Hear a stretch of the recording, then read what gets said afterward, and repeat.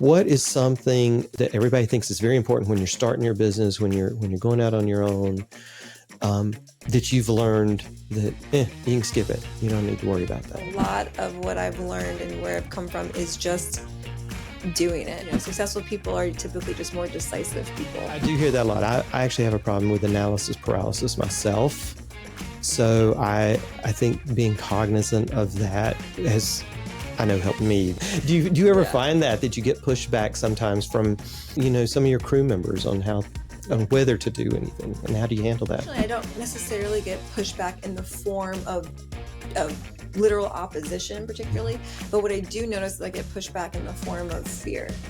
I'm literally going to make t-shirts that say this, that there's nothing that they can do that I can't fix. And I really want to give them that autonomy to make decisions and to be decisive. And it's okay if they're not right. It's okay if they say something wrong, because fortunately for us, it isn't life and death. Yeah. And because of my experience and my background, and also just who I am as a person for them, I want to support them, make them successful. And you can't be successful by not making those mistakes, but there is nothing that I can't back us out of. And welcome everybody to another episode of Trust This Masters Series. Today we're meeting with Kait Doulou. Doulou. Okay. Today we're meeting with Kait Doulou of Build Ventures USA. Let me get this right. Contractor Kait in real life. You are known as a general contractor on Instagram, but you're an entrepreneur. Yes. You run your business. I do. And I want you to tell us a little bit first who you are, and then we'll get into some other questions. So tell us a little bit about who you are. Sure. So yes, I am a certified general contractor for the state of Florida, as well as a licensed real estate broker. So Build Ventures is a vertically integrated company. We offer full service construction, from new construction, ground up, renovations, retrofits, to construction management. As well as we are a full service real estate agency for residential commercial land brokering. Mm-hmm. And we do full service property management to supplement. So we have multiple divisions of the company, hence the name Build Ventures, kind of a spin on joint ventures, working with investors, working with clients. We really help our clients from concept to capital in their development needs. Okay. Also on the property management, I noticed that you guys do long-term and short-term rentals. That's got to be I don't see that very often. I see a short-term rental company and I see long-term rentals. It's very rare to see one company that does both. Do you have different teams that handle those and handle that? I figured. We do. We have a full service short-term rental division under a director of short-term rentals that we have in-house, as well as our director of long-term rentals as well. So now, short-term rentals, are we talking about Airbnb, VRBO, HomeAway, that kind of thing? Yeah. So those are all third-party platforms. We actually broker those in-house. So we do direct booking for those short terms. So we don't co-host on those platforms. We are the actual mechanism that does all the booking and the outreach, the tenant procurement, the guest procurement and management. Okay. How long do most people stay in the short-term rentals that you guys are handling? Is it a week, days, months? How do they do? It depends. It depends on the ordinances, where the property is. Obviously, we have some legislation that, commands those types of stays and for how long guests can stay. We have rentals that are 30-day minimums. And we also have rentals that can be one night. So just depends. And you guys handle the reservations directly. That's got to be tough. That's got to be a lot of work. I know that's tough. Yeah, but we have a great team. Yeah. How many people do you have now? We have 5 full-time employees on the management side. We have 8 real estate agents. And then we have a couple other 1099 contractors that we work with closely too, that helps our business development, our property procurements, our client and tenant liaising. Where are you guys located? I saw, it seems like you're in 3 different places, but where all do you operate? Is it just in Florida, or how do you do that? So I'm licensed for the state of Florida. We are looking to expand though. So I am looking to, get my license in other states, but for right now, it's just Florida. However, our working area is Okeechobee North. Oh, We wow. pretty much stay out of the South Florida area, but we have about 200 managed door assets in Pinellas County alone. Of course, across the I-4 corridor into Orlando, and then up through Daytona into St. Augustine is where our build geography is for our new construction, as well as our management and real estate. Wow. Wow. That's a big area to cover. That's a lot of land. How did you get where you are today? How long have you guys been in business? Where did you start? How'd you get where you are now? Yeah, so Build Ventures as it is today is really the second iteration of my career. Previous to Build Ventures, I owned a company, a design build general contracting firm. And that was from 2014 up until 2019. And then I opened Build Ventures as it is today in 2020. Okay. So I did design build development primarily for hospitality. So that was hotel renovations, conversions, brand refreshes, new construction. Okay. So 2020, there was a little something happening during 2020. The world came to a stop. What was it like doing all this starting in 2020, just jumping into it? Well, it was actually a blessing in disguise for a lot of reasons. One, I was pregnant with my son, my first child. So it did, in a lot of ways, give me some downshifting, as I like to say, time. It also really allowed us to create the framework of the new operations, because I knew I wanted to bring more to our clients than just what design build framework can offer. I wanted to be more of a fractional operations company for investors, whether you're first time or seasoned. I wanted to be able to offer turnkey services from acquisition to construction, infrastructure to exit strategy in the form of management. And it really allowed me to kind of sit back after getting out of the design build straight, general contracting atmosphere, to really work out the framework of how we could integrate to benefit everyone in the real estate and the property management. So it was really a blessing in disguise for me. And it did allow me that time not only to have my son, but also to really vet employees, to vet the business operations, and to really make sure that when we did roll out and our go-to-market strategy was really strong and individuals understood what our service offerings are. Wow. What is your avatar for a customer? What are your typical customers? Where are they in their life? What size businesses are they? Are they individuals? What are they like? Sure.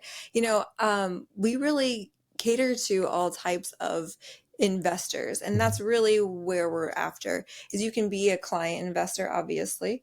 You could be an individual investor. You could be first time. You could have a portfolio of assets.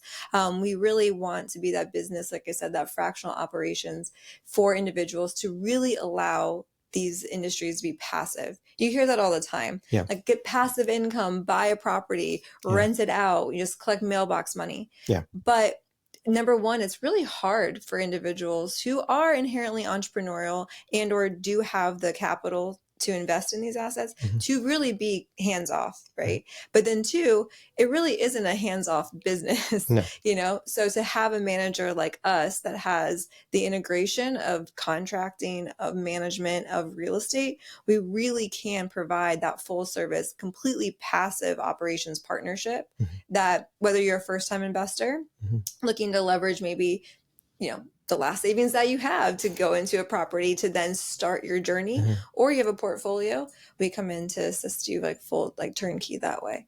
So fractional everything has gotten a big, I think, a lot of traction since COVID. We had used fractional COOs, fractional integrators, fractional CFOs over the years, and fractional CSOs, sales officers.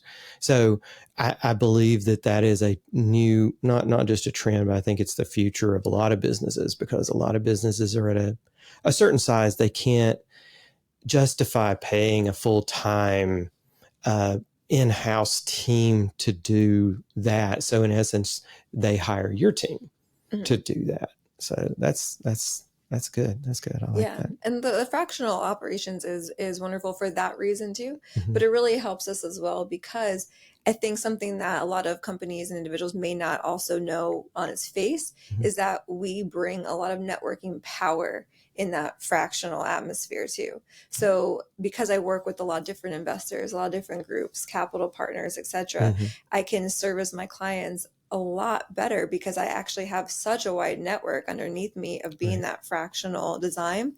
And that's really benefit. And that's a really awesome synergy when you can bring clients you're working with to your Yes. other network and see the success, because we're all in this together and there's so much business to go around. I say my competition isn't my other colleagues, it's just the bad ones that don't do it right. So, Yeah, I've noticed that about fractionals that we've used in the past as well, that they have this network. They also have a broader experience simultaneously with working with you, that they're also working with other clients who may be similar to you. And they go, well, we're seeing them use this platform for their cloud-based software, whatever, whatever it may be. They have other experiences that they bring to the table right. for you. Well, why did you do it? Why did you in 2020 make that? What seized your brain and said, let's do this? And why do you still do it today? Um, you know, I wanted to bring more to our clients. When I was operating my first general contracting firm, the design build capacity was very robust and still a great service offering for clients, helping you through the design phase, whether in partnership with a design firm or doing your drawings and your design implementation in-house. Mm-hmm. That gives a lot more contractor control and really hedges a lot of issues, budget problems, material issues, etc. But I was noticing that we were still, in my opinion, not providing our clients a true catered experience, if you will. So, for instance, they would come to us with a great idea, but then we would outsource them or refer them out to acquire the properties.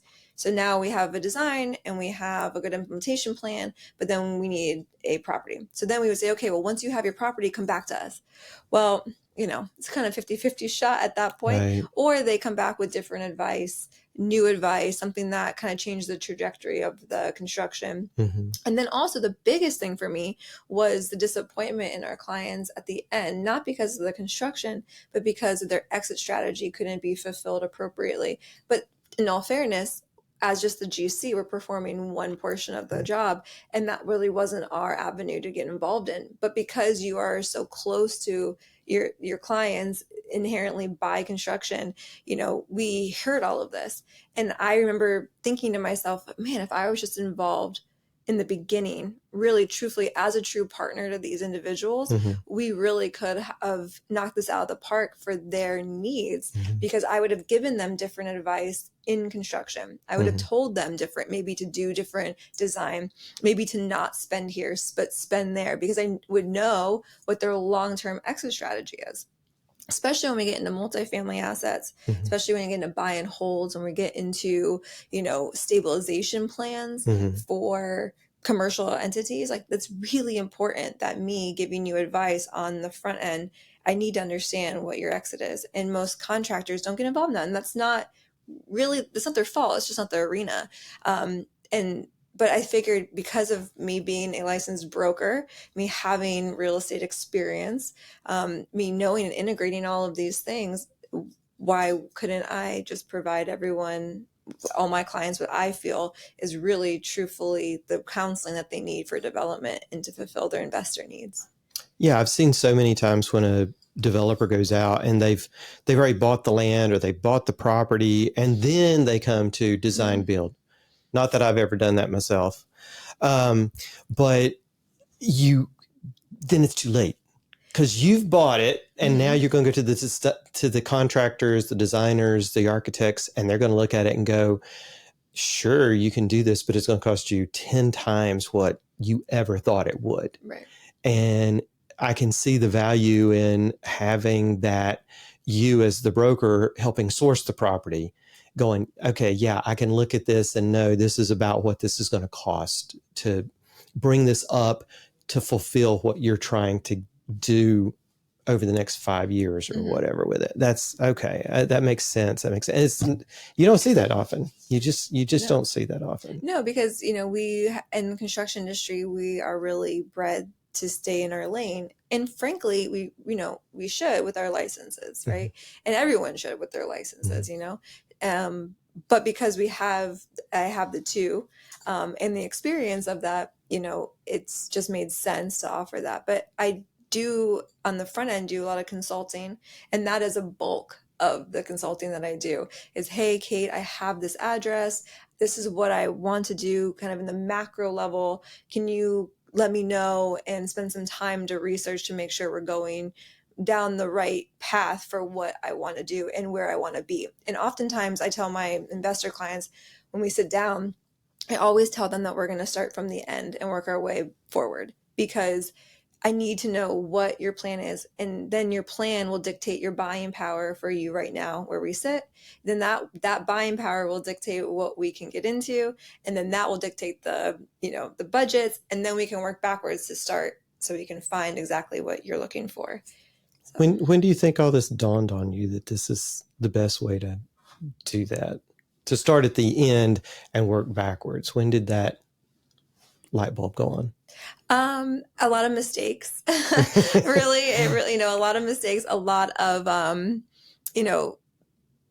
nights. It was me looking at some, the properties, our investors, what they're looking for, and me just being humble enough to realize that maybe that wasn't the right property, or maybe that wasn't the right strategy, because I just didn't have all the information.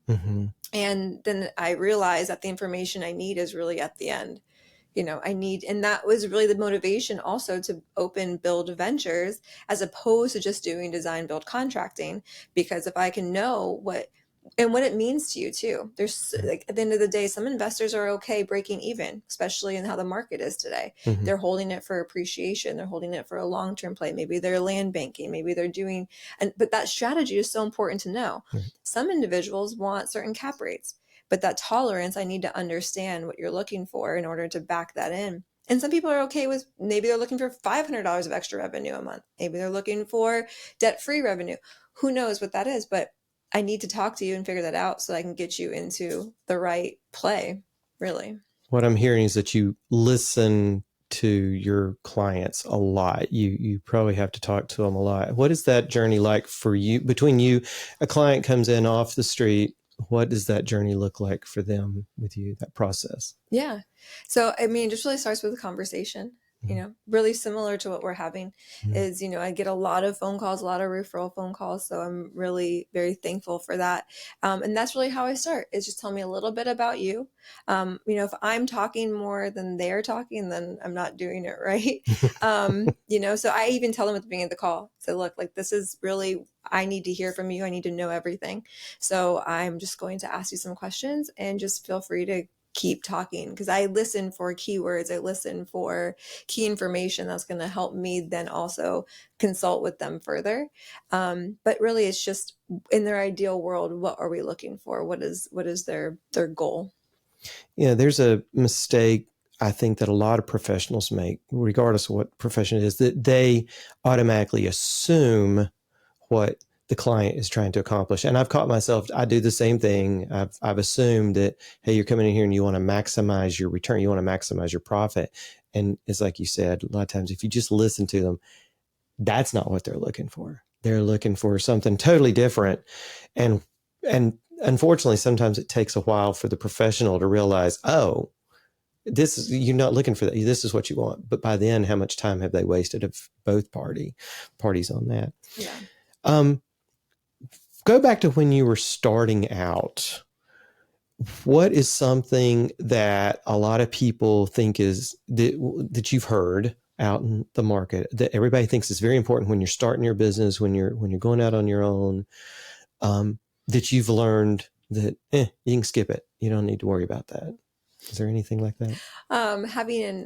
Having a business plan in the macro is important, but having an ironclad business step-by-step framework is just nearly impossible. And a lot of what I've learned and where I've come from is just doing it, and figuring it out later, really, Mm-hmm. and I have in my bathroom, I have my cabinets and my vanity, and have a whole bunch of things in there, and one of the little signs I've made for myself to look at every morning is just be decisive.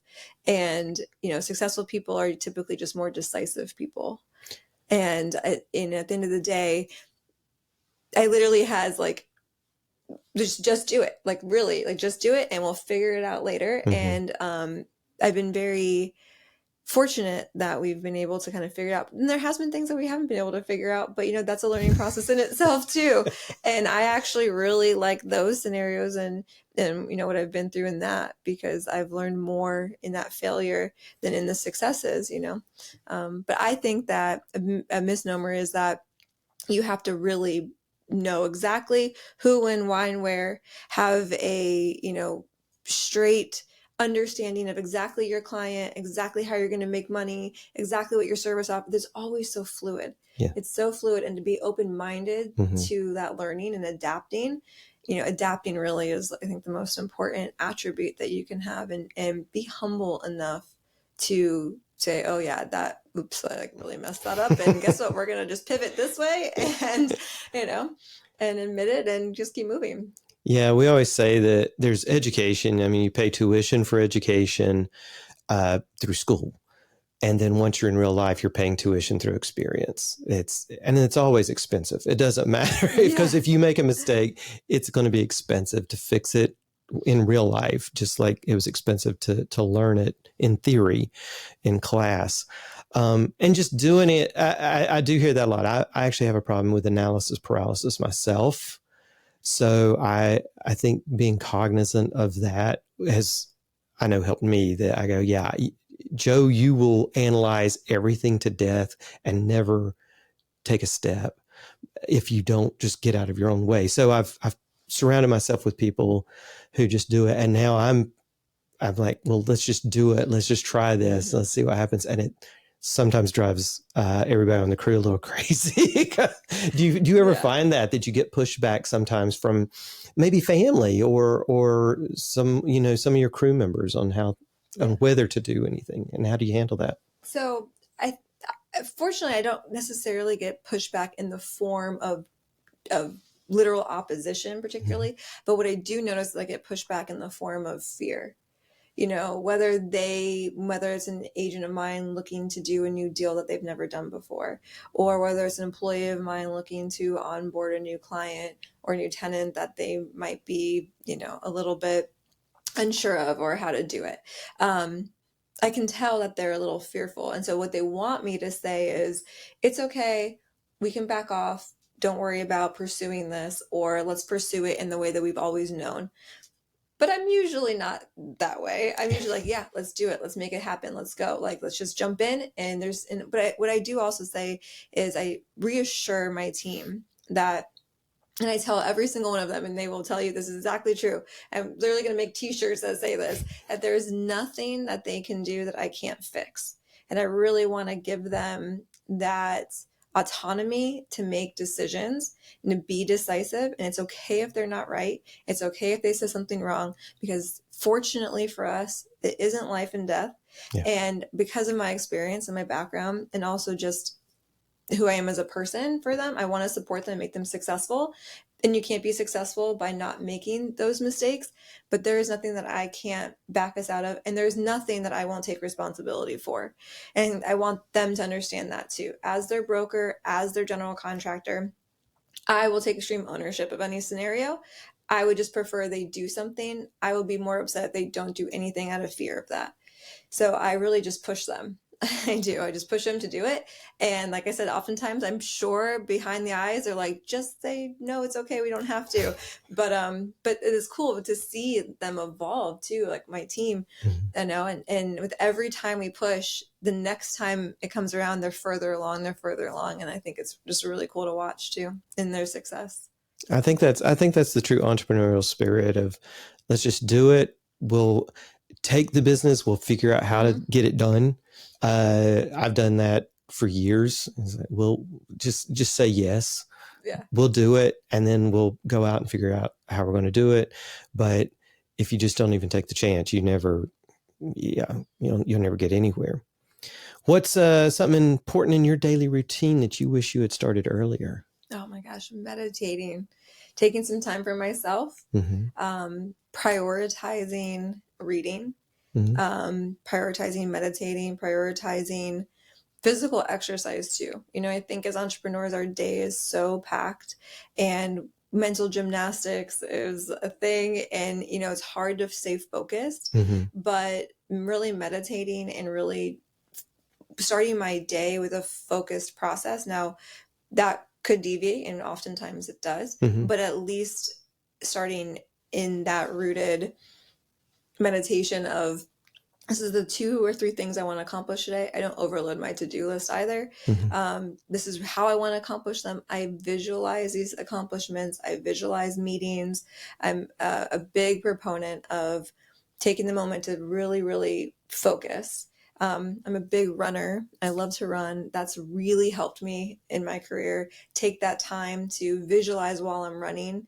It's a very important reflection for me. And I wish I would have prioritized that sooner in my career. It took me till now, really, just in the recently last 5 years, to really be doubling down on that. But I've noticed such a huge difference in not only my productivity, but in how that manifesting's really brought things to life that I've really wanted, whether it's for my clients, for me personally, for my family, for my business. But I really attribute it to just really focusing and believing and really trusting my instinct. Trusting my instinct's been a big deal too. And I always used to doubt myself, especially being a female in this industry, a young female in this industry. I always had people telling me, well, no, you don't know. How could you know? And I would always have this little tiny voice of doubt, and that's all it takes, is that little bit. And so I work really hard every day to squash that and just keep moving. No, imposter syndrome is real. I mean, there were nights, fortunately not as often anymore, where you wake up in the middle of the night and you're like, I shouldn't be here. I shouldn't have this. And it's all going to come crashing down. You just never know when it could just go away. But I think that feeds into our humility too. What kind of people, how do you find people to surround yourself with that lift you up? How do you find your networks, your flock, so to speak, that you fly with?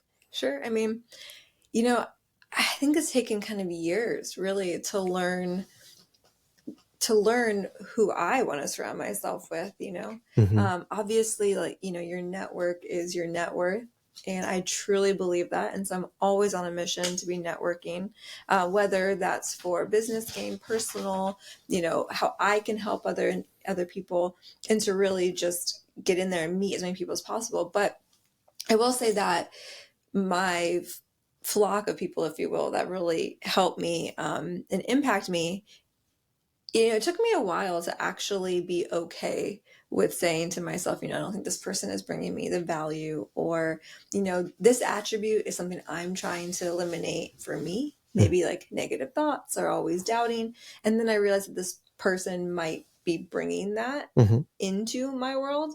And so I call them like friend audits. Oh, tell me about friend that. Audits.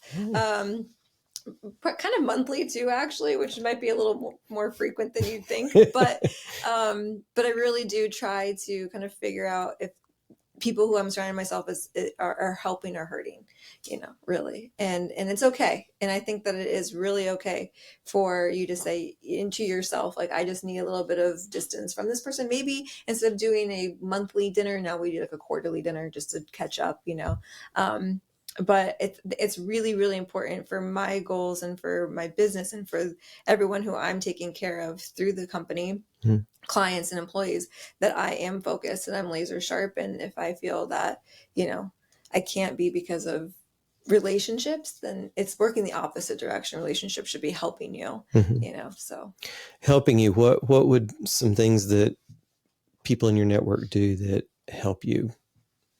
Oh man, from everything. I mean, really, from mental help Hmm. and assistance and being a sounding board and, mentorship to physical help. Hmm. Really, literally being those individuals who can carry out some of our business needs that I know take really good care of our clients, and they're Hmm. amazing referral sources for us, to make sure that our business model is truly being conveyed. I mean, really anything from like physical help too, just Hmm. from in people who want to help with our family and childcare and helping that way. I mean, really, it's a full run, especially when you have a full plate of things. So, Well, it seems like you're a networking monster. Looking at your Instagram, you're in tons of events. You go to lots and lots of events. How do you, when these opportunities come to you, whether it's business opportunities, networking opportunities, whatever it is, you only have a finite amount of time. How do you weigh and determine, okay, I'm going to do this, but I'm not going to do that. I'm going to spend time here, not there. How do you do that? uh, I think it's actually a little more technical of an answer than you would probably think. From a contractor has a technical answer. I mean, how about that, right? I actually really categorize individual people and their service offerings and different. I actually categorize them. So I have, and I've told this to my team, and I've suggested to them as well to kind of emulate it. I have follow-up techniques and like emails, from emails to phone calls to scheduling. And what I do is I have them in different categories. So if I meet someone who I'm like, they're super interesting, but maybe they run, a yoga studio. Okay, well, I can't really figure out right now how that person could integrate into what we're doing now. I need to stay focused, but I know that maybe later there's something I could do with them to help them or them to help me. So I have like a template email that I have for, I call them like, kind of like the C tier, not in a Mm-hmm. negative way, just like you're kind of out here, kind of in the Mm-hmm. tertiary. So I follow up and make sure they have my information. They know what we do. I give them some referral information to say how that would benefit them, whether that's monetary or otherwise. And we just kind of keep in touch. And I kind of have them on a drip, my personal drip, to like kind of just follow up with them. And maybe that's going to be less official than an email, maybe just a text like, hey, like just thinking about you, hope yoga's going well, right? But then you have like those B level where they're more integrated into what my business is, but still kind of an interesting dynamic, right? And so then I have a different drip and a different email, and I kind of push that. And then of course I have my A, where they can integrate now, we can benefit together now, we can do business whatever capacities they are, and I have that on a different kind of drip too. So I really try to, and then I know honestly, Sundays are my day. Mm-hmm. I tell my team like, it's Sundays. I have my phone's not ringing typically, and I go through and I put all the business cards I've collected from the week in one area, and I go through them and I put them all immediately in my phone too. If it's not a digital card, that's something I learned a long time ago as well. I used to just go on my computer and put their information in an email and put it in our CRM and whatever. Mm-hmm. But now I put them all personally in my phone, Oh, wow. and follow up by text and say, hey, I shot you an email too. Oh, Because wow. it's easy for me now, obviously now with text. So, but I remember being like, oh, I remember this person, I need to text them really quick. And then I wouldn't have their information on hand. And, so just kind of those like small things, but I do really categorize relationships to, you just make sure that, that everything is moving forward and we're capturing as much as we can on the networking side and getting to know everybody. So I want to pick up on something you said. On Sundays are my day. That's the day I put contacts into my phone. Now, a lot of our listeners would sit there and go, what kind of work-life balance does she have that Sunday is her day and that's the day it sounds like she's still working? What does work-life balance look like to you? Because I'm starting to hear this again a lot. And for entrepreneurs, especially when it's our own business, your work is your life. And your life is your work. So it's tough. And I always ask, what does work-life balance mean to you? Yeah. Well, first off, I tell all my employees and my team that I do not expect them to put in the hours and to do what I do. That's not their role and responsibility, and I don't expect that of them either. For me, as cliche as it sounds, like I don't work. This isn't work. to me. This is what I wanted to do. This is where I feel fulfilled. This is my life, really. And so to me, it's fun, it's interesting, it's something that I've been training my whole life to perform. And so the balance for me, there really isn't a need for a balance, because to me it's just, what it is. Right. And I do have a family, obviously. I do have kids, and we spend a lot of time together. My kids are very happy. I'm so thankful to be a mom, and it's not to the it's not to the dismissal of that at all. But it's just, when you live it and breathe it, you integrate it at all times and everything, So I don't know. It's never really been a thing for me. And I do get that comment a lot, though, like, wow, you should, take some time off, like, Right. But the time off isn't relaxing for me. Right. What I'm doing is relaxing, and, I find that we use our time off, for me personally, it's not so much for me to rest and relax. It's testing the business. Right. It's not a vacation. I'm really just, Right. I'm the whole time going, okay, let's see how well the crew handled me being gone for a week or two, me being away. It's so even vacations are, in a way, just business. Yeah, exactly. No, it's so true, and you're so right, and that's always in the back of my head. And like, okay, the delegation didn't work, Right. and kind of getting that, like, that testing done. But thankfully, I have an amazing team. I mean, just an amazing team. I couldn't do what we do. I couldn't grow so quickly as we're growing without them. So it's been good. Well, this is a little outblated, but do you have coaches and mentors yourself that any programs you go to, any particular processes you subscribe to for your business?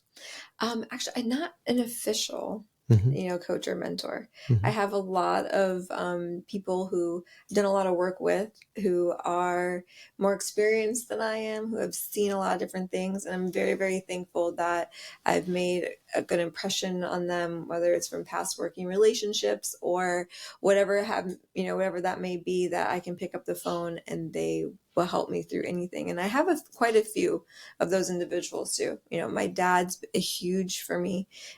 He's working with me now, which is cool. He didn't want to retire, so now he's working with the real estate side and the property management side of the business. And, he and I can just be on the phone for hours, or in person for hours, just talking about everything. And that's been a huge part of my life, always, with him being that person for me too. But outside of him, I have a lot of professional, in the field colleagues who I can call, and I love it too, because I just had a call yesterday, actually, with a wonderful woman. And I'm like, I'm such in a bind. I really need help. And she gave me perspective. But I was seeing red. I couldn't see past what the issue was. And she just dropped some reality on me. And I said, oh my gosh, you're totally right. This is why I call you. Thank you so much. And so I'm really thankful to have those relationships. I notice you're on your social media, you are very active in women in business organizations. How important is it for women to support each other in business? It's more important every day. Mm-hmm. It really is. And I think as women, we unfortunately do have some tendencies to not be fully supportive, because it is super hard to get a seat at the table, let alone to maybe share it, right? But there's so much business to go around, and we together need to rely on each other. And I love the women in construction work I do, women in in business, helping represent advisory boards as an underrepresented population.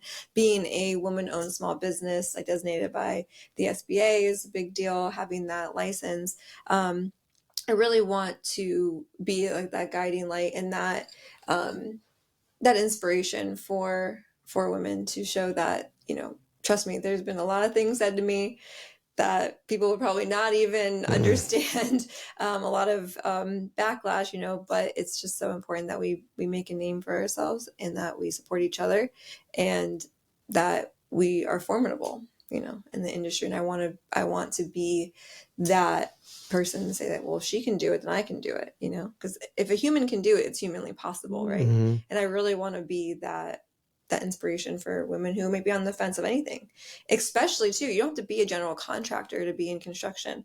I really want women to come to construction companies, whether in HR or accounting or administration or sales, and women tend to shy away from our industry in general because of certain aspects. But I want to be that inspiration for them to say, look, like, because women in our industry do really, really well. We have the communication, the detail, the follow through. And that's really what makes, construction companies don't fail because they're bad at construction. They fail because they're bad at business. And women tend to be very, very good in this business. Yeah, I've actually found that, especially with lawyers, a lot of times the best lawyers are the worst business people because they're so focused on their craft, but then they have no idea how to run a business. And I've just seen on your social media where you've exemplified the saying that if you're not at the table, you're on the menu. You are in the room. I saw a picture where you're standing there with the governor, and you wrote this very eloquent post. It's almost an essay about the Live Local Act that I've written about in my newsletter, but we've not really heard much about it. Can you tell us a little bit about the Live Local Act and what you think that's going to do for construction and maybe affordability of housing in Florida, how that's going to work? Sure. So related to that post, I was invited to meet with the governor, and I did ask him a question more related to single family infill development as opposed to what the Live Local Act was written for. Now, it's made incredible inroads to opening the conversation for affordable housing and integrating attainable and affordable housing into our areas. And some of the most important to note and highlight is basically what that does is when you exercise that act through the building departments and through your applications of your permitting and through zoning fundamentally, it allows for previously zoned commercial land to be expedited into zoning variants for multifamily residential. So you don't have to go through that process. Right. Also, it provides credits to the developer, material credits to the developer, as well as expedited permitting.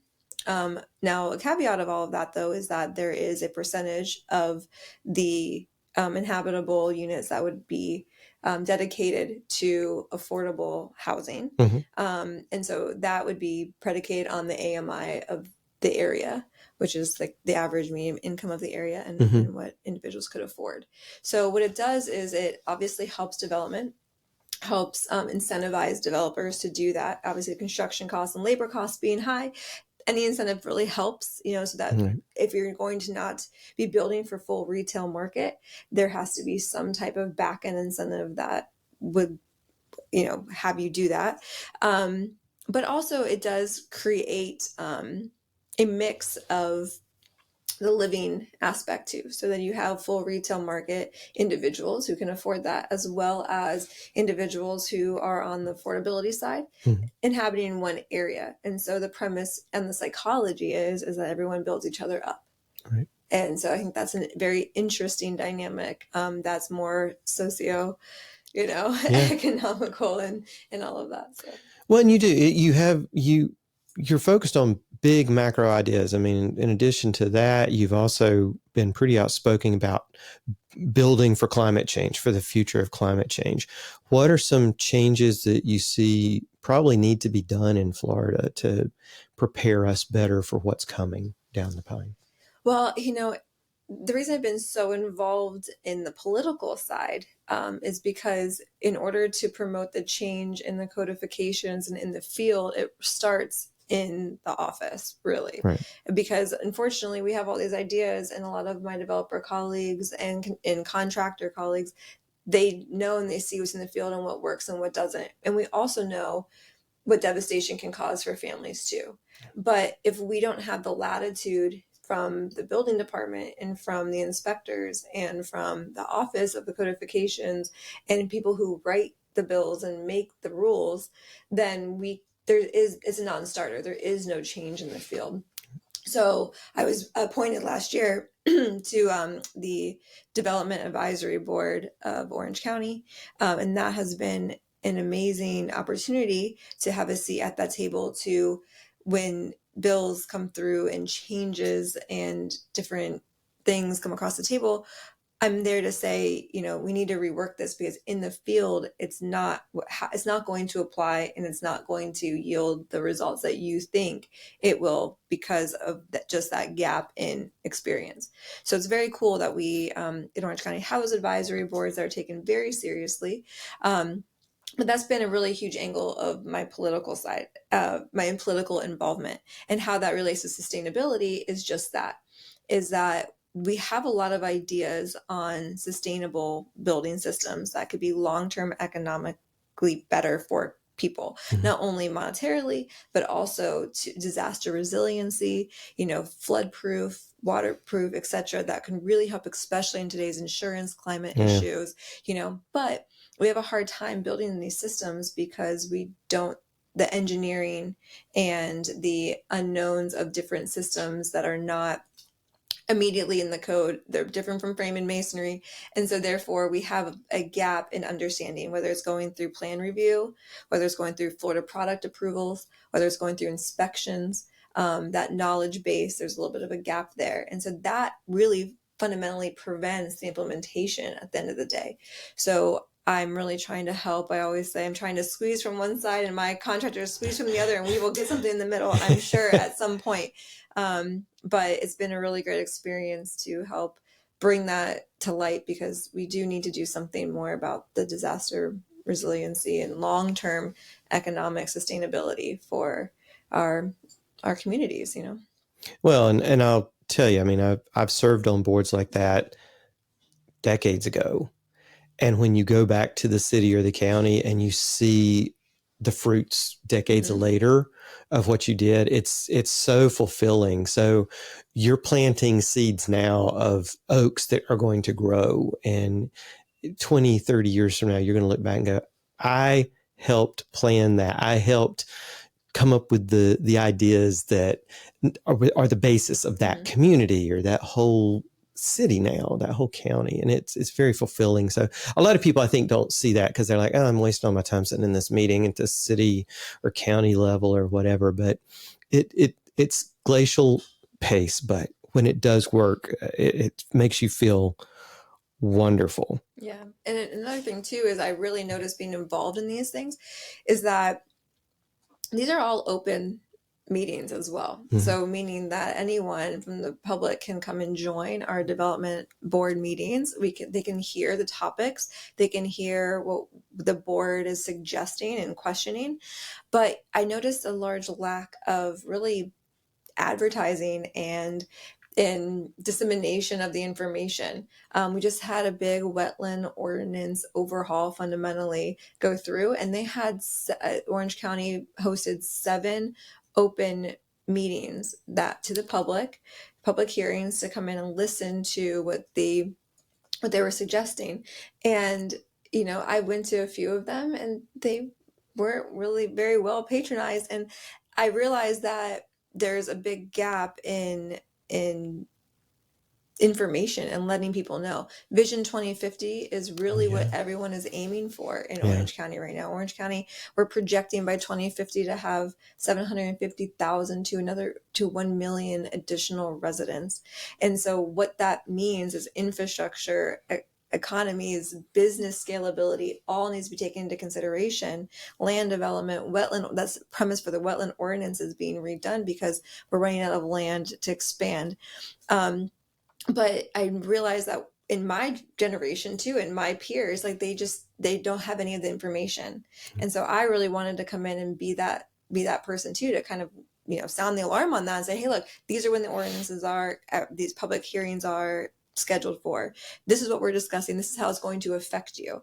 I just did a panel recently with one of the City of Orlando commissioners, the state attorney, the sheriff's department, Orange County Sheriff's Department, and really great information through the Women's Council of Realtors.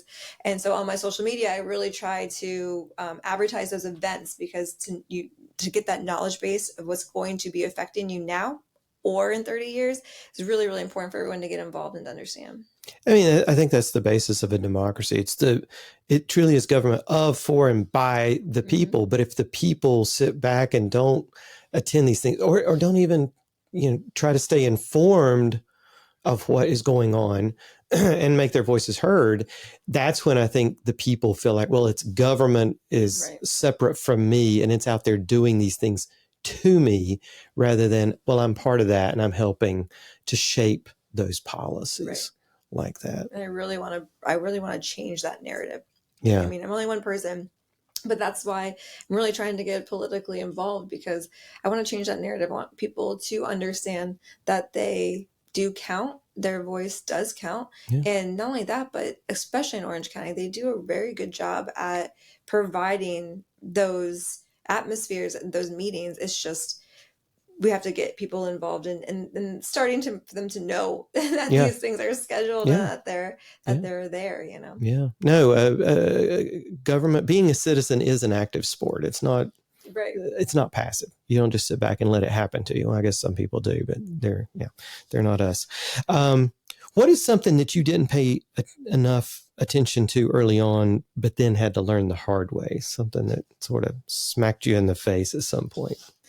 Honestly, ironically, networking. Really? Yeah, networking and marketing, and really actually kind of being a fault to my own with what I literally just said of not being in the know, you know? And so I realized, especially with opening Build Ventures, that I can't just be working my business and working in my business on my head down, even though that helps shape the experience that I have. I have to be running the company too, and constantly sharpening my pencil and constantly meeting new people and constantly learning from those and getting in the know myself. And like you said, just not putting your head down and letting things just happen is controlling the way those things can happen. And so I did learn that the hard way. I think that's maybe as the entrepreneurial spirit, the pendulum has swung, way further than most people would have taken it. Yeah. But I'm really happy that I was able to kind of identify that and have now, I feel, since kind of changed that trajectory for myself. But I've heard that before. It's the intentionality. Yes. When you're just the W-2 employee in a company, you do feel like, well, hey, I just show up, I do what I'm supposed to do, and I may do a great job at it, but I'm going to get through that. But what's going to happen is going to happen. But when it's now your company, you're the visionary, you're in charge. Yeah, you can be intentional about taking it where you want to take it and staying involved in the community, in politics, plus your own company helps you see where things are heading. And that's a great trait to have.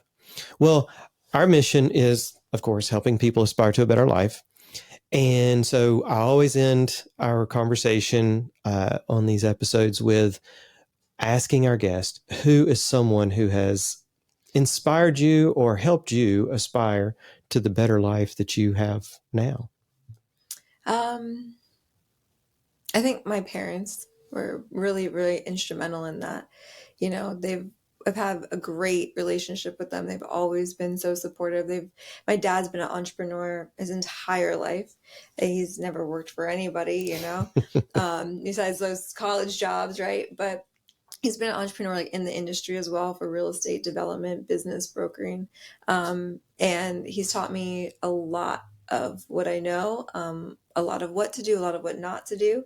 So that's been, my parents together have been very, very influential in that. And then now, genuinely, me being a parent really continues to drive that mission for myself too, is to make sure that my kids, I have a daughter and a son, and to make sure that I'm being the best role model for both of them. Teach my daughter that she can do anything she aspires to, and to build women up and to be a part of the cause and not the problem. And for my son to know that he can do the same, and that there's opportunity for everyone, and that he can be a driving force and help those people that may not have what he has, may not have those opportunities too. So that's kind of on both sides, which is interesting. Well, Kait, it's been wonderful getting to know you and hearing your story. We're going to put Kait's social media connections all on our site. So please like, follow, subscribe to Kait. She's very inspirational, I think, and going to go a long way. I mean, even farther than she already has. Again, with that, we're going to let everybody go today. And thanks for watching, and like and subscribe.